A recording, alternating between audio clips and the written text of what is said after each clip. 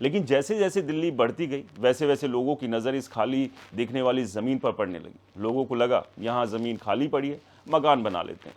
धीरे धीरे झुग्गियाँ आई, फिर पक्के मकान आए, फिर कॉलोनियाँ बनने लगी और देखते ही देखते यमुना के किनारे हज़ारों नहीं बल्कि लाखों लोग बस गए।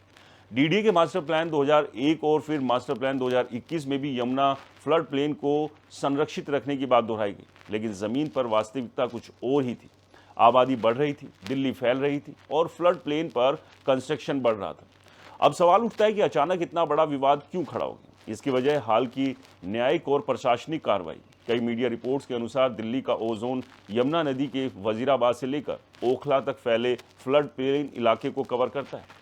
इंडिया टुडे की रिपोर्ट के अनुसार ओजोन में लगभग 94 कॉलोनियाँ आती हैं और करीब 15 लाख मकानों पर सवाल उठ रहे हैं। हालांकि ये आंकड़ा अलग अलग रिपोर्ट में अलग अलग तरीके से दिखाया गया और हर मकान के खिलाफ तत्काल कार्रवाई का कोई ऑफिशियल ऑर्डर नहीं है। दूसरी तरफ दिल्ली हाई कोर्ट ने हाल ही में बेहद सख्त टिप्पणी करते हुए कहा कि यमुना फ्लड प्लेन के जोन ओ में नई रिहायशी कॉलोनियों का अस्तित्व पर्यावरणीय दृष्टि से स्वीकार्य नहीं माना जा सकता और यहाँ नई कंस्ट्रक्शन पूरी तरह से अस्वीकार्य है।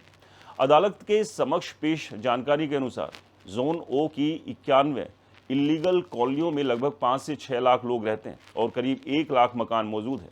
यहीं से लोगों की चिंता बढ़ी। लेकिन यहाँ सबसे इम्पॉर्टेंट बात समझिए, ओजोन में होना और अवैध निर्माण होना दोनों हमेशा एक ही बात नहीं होते। यही एक बिंदु है जहाँ सबसे ज़्यादा भ्रम फैल रहा है।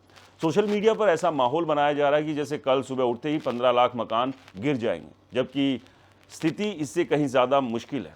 कुछ इलाकों को लेकर कानूनी विवाद चल रहे हैं, कुछ इलाकों को अस्थायी संरक्षण मिला हुआ है, कुछ इलाकों के पुनर्वास पर चर्चा चल रही है और कुछ इलाकों में नए कंस्ट्रक्शन पर रोक की बात हो रही है।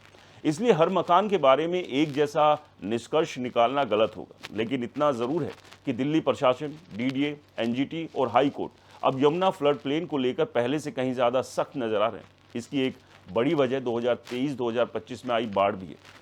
सरकारी पक्ष का कहना है कि यमुना के किनारे बसे कई इलाके हर साल जल भराव और बाढ़ की चपेट में आते हैं, जिससे जान माल का खतरा बढ़ता है और सरकार पर राहत एवं पुनर्वास का एक्स्ट्रा बोझ पड़ता है। एनजीटी भी कई बार ओजोन और यमुना फ्लड प्लेन से अतिक्रमण हटाने के लिए समयबद्ध कार्रवाई की मांग कर चुका है।